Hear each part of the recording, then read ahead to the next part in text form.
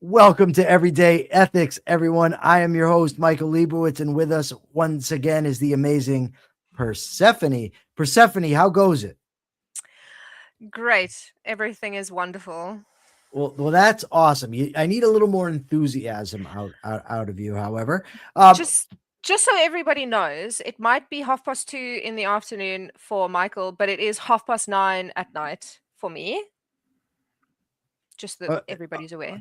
and as everybody's aware, you know what they say about excuses. But either way, uh, thank you all for being here. Please remember that we do have super chats, super stickers. They're greatly appreciated.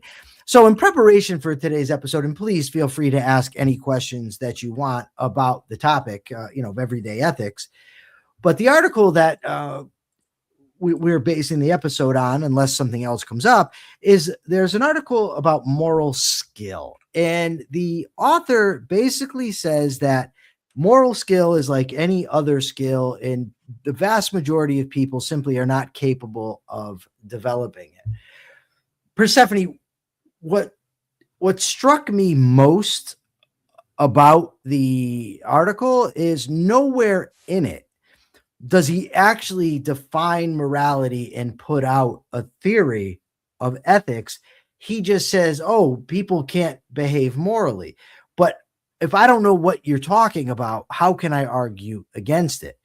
I know that everyday ethics, that the objectivist ethics is something that everybody with an intact brain can do. Now, did you see the same thing or what did you see? So I my if my initial thought was something very similar, which is what is moral? What do you define as moral? Because in in just here in South Africa, what I think is moral and what some other cultures think is moral, two wildly different things. So that was the big issue for me. And I also just think comparing morality to a skill like painting or baseball, like I think that's flawed on its face. Why? I'm interested to hear. um I didn't have much time to read it or much time to think about it, but there's just something about it that doesn't sit right with me. Because I think that morality and ethics is far more broad. And you look at painting or you look at baseball or some of the other things that he brought up, they are very specific skills, and morality, ethics is not a specific skill. If you're he talks about like being a chef and being good at pastry, right? But morality and ethics is not that narrow. A whole there's a whole range of situations and things that you're going to get in if, have ethical arguments about, and it's comparing it to a skill. I think that's too narrow. Does that make Oh, sense? yes. So I think that it can be likened to a skill in that being moral takes learning. We don't, it's not something that we know automatically. I think it's something that some people do better than others, certainly. I think that it does take practice. Mm. However, here's the thing morality applies to human decisions. We all make decisions. We don't all make cakes for a living. We're not all basketball players, violinists, or any of the numerous other things that you can refer to.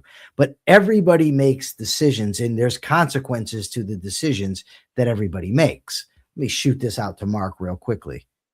I always got to do that. I forget because Mark won't just go and do it. So I got to do it for him. So everybody is making decisions. Also, by not explaining what morality is, it leaves us in limbo as to what what exactly the type of skill you're referencing. Now, the essence of morality, from my point of view, following Ayn Rand, is a commitment to reason, a commitment to rationality. That's the fundamental, is that as long as you're committed to rationality, to intellectual honesty, then you might make mistakes. I've been very busy, Danny. Sorry I didn't get the heads up, but they will not be moral breaches because there's no intent behind it. You're just making a mistake. But as long as that commitment to rationality there, so it really boils down to one fundamental principle followed by a bunch of others. So it's not as if you actually, some people are naturally better at it than others. It's not a matter of ability. It's not a matter of talent. It's a matter of effort, the effort to be rational and to live a moral life. That's the essence of it. So I think that he misses the mark on that. And it's largely just because he never tells us what morality is. Yeah, but I also feel like that's something that a lot of philosophers have tried to do throughout history. Well, And yeah, no, it really is. And, part of the problem, Persephone, is that he goes on and on and on and on about this stuff, but this is not stuff that matters. You're in I mean, I get it. He's an academic philosopher. I get that. But morality, ethics is about how we live on a daily basis. It's not about coming up with all these technical problems. I mean, maybe in academic philosophy, I'm not saying it doesn't have its place, but for instance, for the viewers of this show, for the people that we come in contact on a daily basis, people want to know how to live their lives.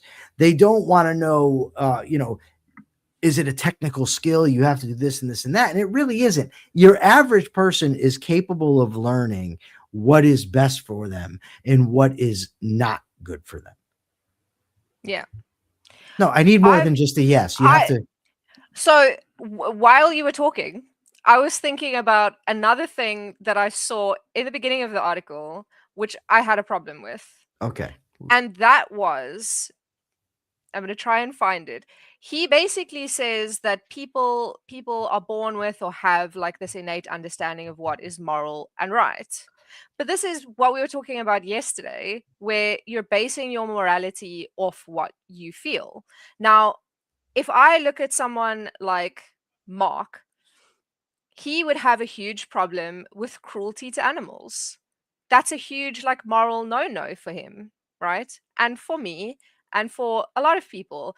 But in like some cultures here, there is no moral problem with being cruel to animals because they don't feel that it is a problem. So if you say we're born with, like, we have this innate understanding of what is moral,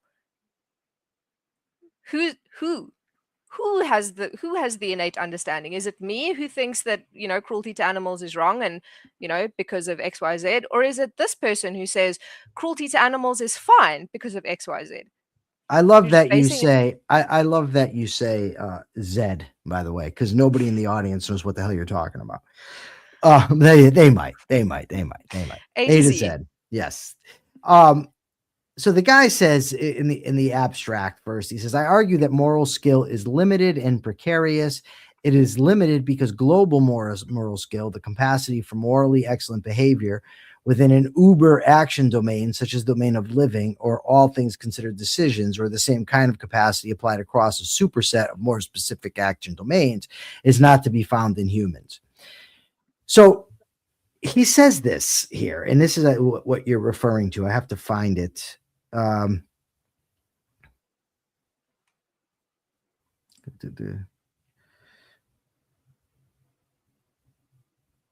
You got to talk a little bit, Persephone. I don't want them to, Good, because I'm Okay, this is what the passion you're referring to. It says most humans above a certain age have basic moral competence. What's the evidence for this? I don't have a tight definition of moral competence. Well, then how do I know what the hell you're referring to? But my thought is that in everyday life, most people can regularly discern the difference between the right and wrong, permissible and impermissible, or good or bad, or virtuous or vicious action options available, and can regularly, although not exceptionally, do the right thing. Okay, we don't yet know what morality is, how he's defining it, what moral competence is, what the right thing is, how he's deciding or determining what the right thing is. It's just out there, right? Yeah. If this is what you feel is right, then that's moral. That's what he's saying, Yeah, and that basically. and that is cod swallow. Yes. But again, you there needs to be there does need to be rules, but it is something that a lot of people have struggled with. A lot of philosophers have What do struggled you mean with. by rules? Let's go through this. Let's go through So this. the reason I said rules is because I've told you about this horrible book that I'm reading, which is the guy who's writing the book is trying to create rules for what is moral and what is just, and he's trying to create the set of rules that would apply to everything. And at the end of the book, and I know this, he says that he says the quest for finding these rules of what is moral and just is a never ending task. um and that's why I said rules, because I'm thinking back to this Okay. guy who's trying to create rules for what is moral. So do you think that your average person is capable of living a moral life? Or does it take like you have to be this superly skilled person like you're the, Michael Jordan of ethics, I guess. No, I think I kind of agree with the author that most people do have some innate sense of what is moral. They A lot of people. I do kind of agree with that, No, because that's not the question. The question no, is, are they I know, correct? but Are they because correct? I think that they do. Yes, I think that most people have the ability to live a moral life, even if Uh, they don't spend a lot of time thinking about what is But that's moral. different than what you just said. Not, but because there's a difference. I think people have the ability, certainly, Mm, contrary to the author, but knowing right from wrong entails being able to assess, judge, evaluate, and that is not an innate thing. Now, I would agree yeah. if you were to say going by a common sense ethic. Most people basically live as decent human beings. Even if you were to judge by objective standards, they're decent human beings. They take care of their families, they're honest, they work for a living. They're not out violating people's rights. I would agree with that. But living that way, according to what they believe is right, is not the same thing as knowing right from Yes, wrong. that's true. And I agree with No Name. A lot of people don't care about being moral. And Okay. I agree with that. We have a great super chat or super sticker from Daniel, who will be picking me up shortly for coffee, 99 cents. Thank you very much, Daniel. I highly appreciate that. And in the meantime, I forgot what my next question was going to be. And that's, you had an idea, Persephone, about a super chat sort of what Uh, competition? What was it? yeah, it's setting a super chat goal. Okay. So if we get 10 super chats above a certain amount, then we'll have a little gift for the audience that will be like half an hour extra of streaming or something along that line.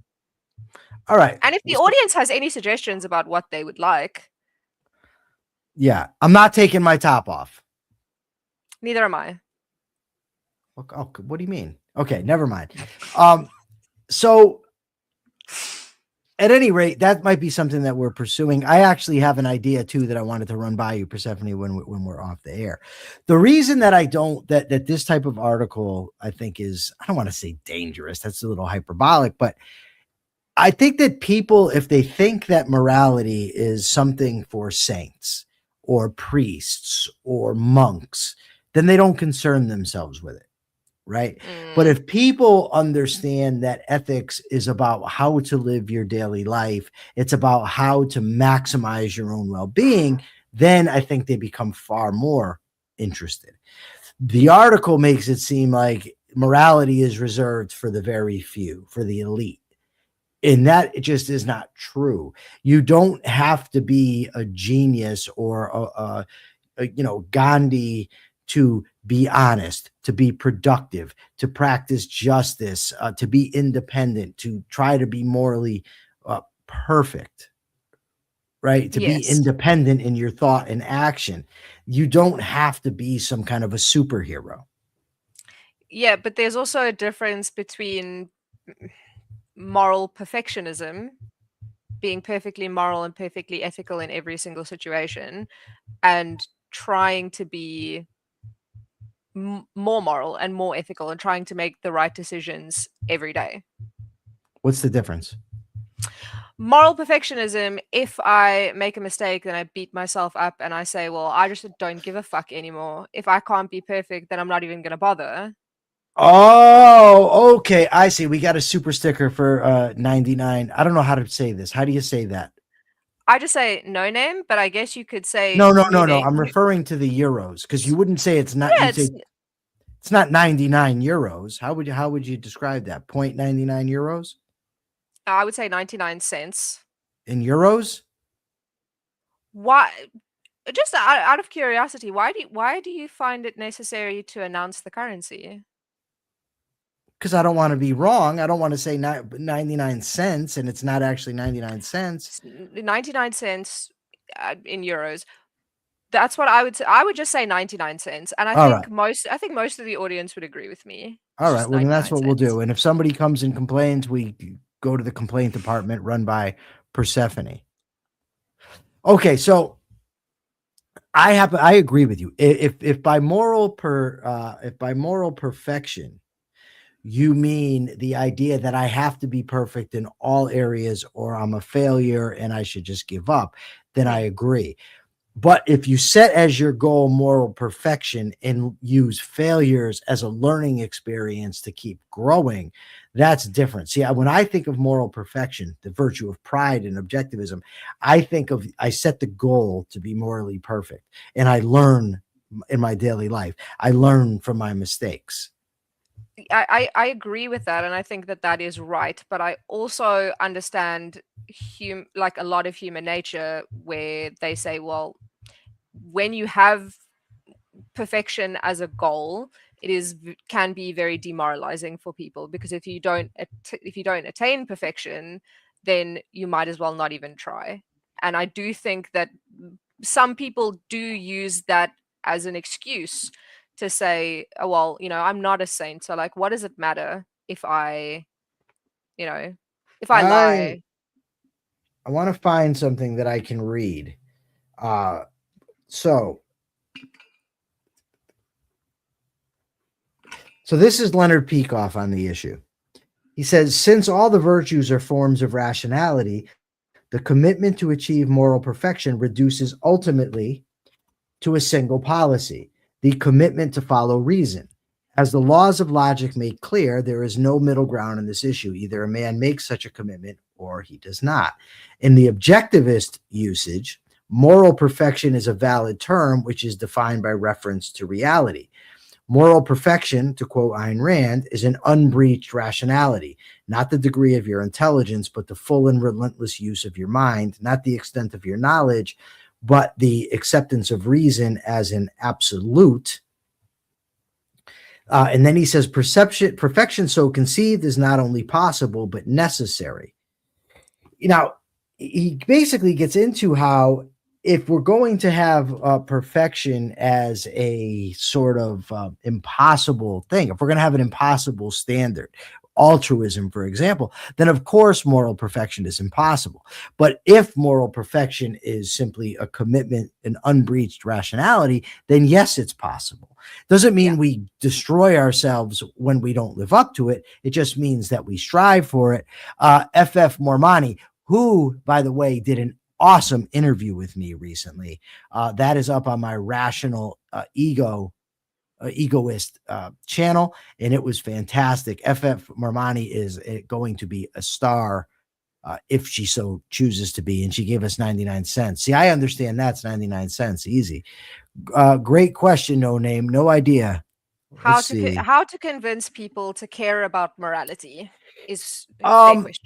so I don't know. I don't like the language about convince people. Oh, maybe you can convince people. I don't, you can't, I should say, you cannot make somebody care about it. Mm, But I think that if you explain to people what morality actually is, that it's a code of values to live your life by that's necessary for your own long-term betterment.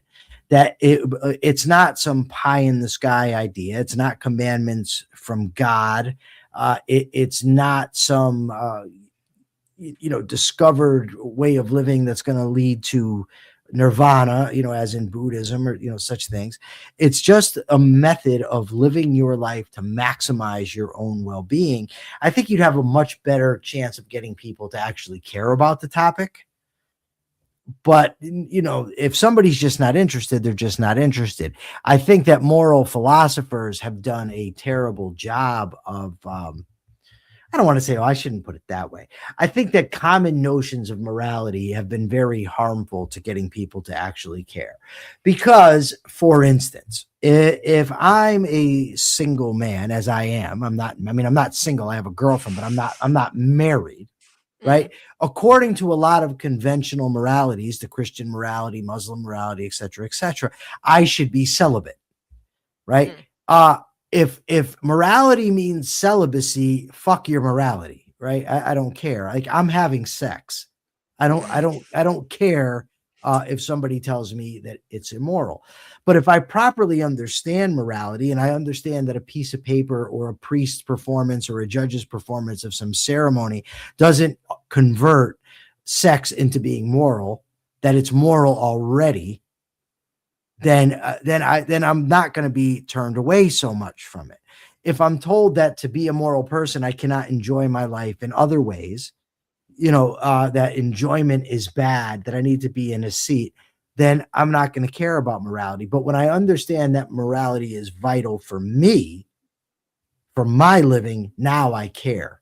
Plus, I understand that it's possible to be moral. You're not setting me, I'm not setting myself up for failure. We have $1.49 in euros, although can I just say one $1.49? €1 49.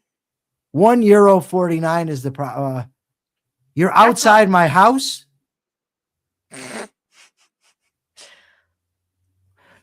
Just so everyone knows, Daniel is my friend and he's here to pick me up for coffee. So the fact that he's outside is not some kind of a sick stalker situation. I have a question. All right. Is convincing other people to be moral a goal for you? Wow. Because Convincing. it's not Uh, for me. well, here's the problem. It is to the extent that it's in my interest, Mm, right? It's who's Sonny that's here. Okay. Anyway, it's in my interest for other people to be moral, right? It's in my interest for people to understand right from wrong. So to that extent, yes. Now, am I a what's the word, like proselytizer? Like whenever I'm out, I try to convince people that they should be ethical? No, I'm not doing that.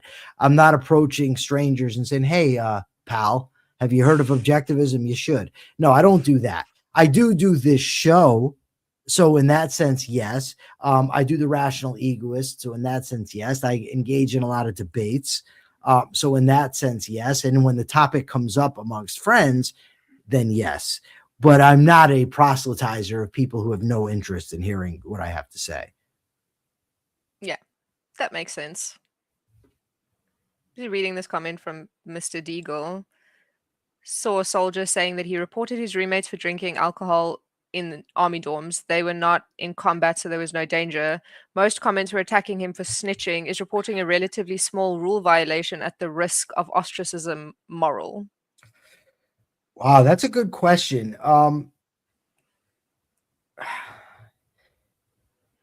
I think it depends, right? It depends on the purpose of the rule. Now, in the military, the idea is that if you break rules, remember Jack Nicholson said people get killed when they violate protocol. So if the point is that they need to learn discipline, and if the point is that violating this rule takes away from discipline and then can affect their respect for the rules and things of that nature, then it could be a big deal. I'm not saying it is. I've never been in the military. I don't ultimately know. But I certainly can understand that you need to have people that respect rules, respect the chain of command, etc. At the same time, breaking camaraderie is also a problem, because when you're in the military, you have to know that the people around you have your back. And if people are going to, turn you in for taking a bottle of schnapps or something, it could be problematic. I have a serious issue with the word snitching. I'm very sensitive to it from being in prison. Like the whole, the idea that snitching is inherently wrong, I think is devastating. I think it's a terrible, terrible idea to portray that. I think that snitching is wrong when the actions that you're engaging in are moral and there's an expectation of loyalty. So if Persephone and I are doing what's right together, and we know that it puts us at risk from the authorities, and then I turn around and snitch on her, tell on her, that would be horrible. If Persephone is working with me on this show, Everyday Ethics, and I find out that Persephone is smuggling in heroin and is paying assassins, for instance, well, now she's affecting my credibility, and so turning her in would not be the wrong thing to do. So it really depends on the context, and like you could come up with a lot of examples, Mr. Deagle, but I would always tell you that you have to kick back and first of all recognize the context that you're in and the principles that we're talking about: rationality, commitment to truth, reality, the principles of logic. Reference it against your own long-term interest. Is it in my long-term interest to report this infraction? Now, you might say, well, these guys are going to turn on you, so it's against your long-term interest.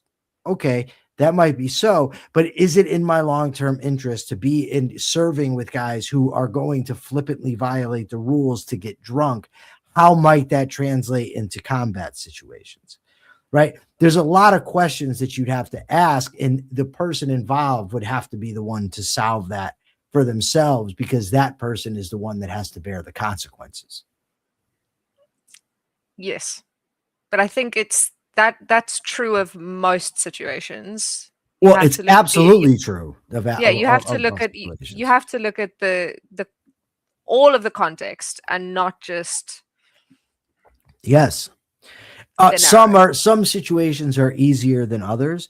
I mean, I also don't know, did the guy speak to his fellow soldiers about the situation? Did he tell them, listen, these are my concerns?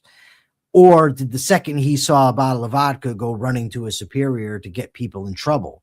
There's a lot of factors that we don't know. I'm just worried that Akira thinks that the fact that I'm South African means that it's not impossible that I could be smuggling heroin and hiring assassins. Well, if that's what you're into, I just need to know ahead of time, because I can't have you associated with me. If I decide to smuggle heroin, I'll let you know. All right. Okay. We're running out of time here. So what I'm going to say is this, everybody, the same basic spiel I give every day. Thank you all so very much just for tuning in. A special thanks for the super chats and super stickers. I hope that you've gotten as much out of the conversation as I have. I hope Persephone did as well. I hope you will continue to join me for this show every day, every weekday at 2:30. I will see you tomorrow at the same time. Until then, be ethical. Say goodbye, Persephone. Hi. Be ethical.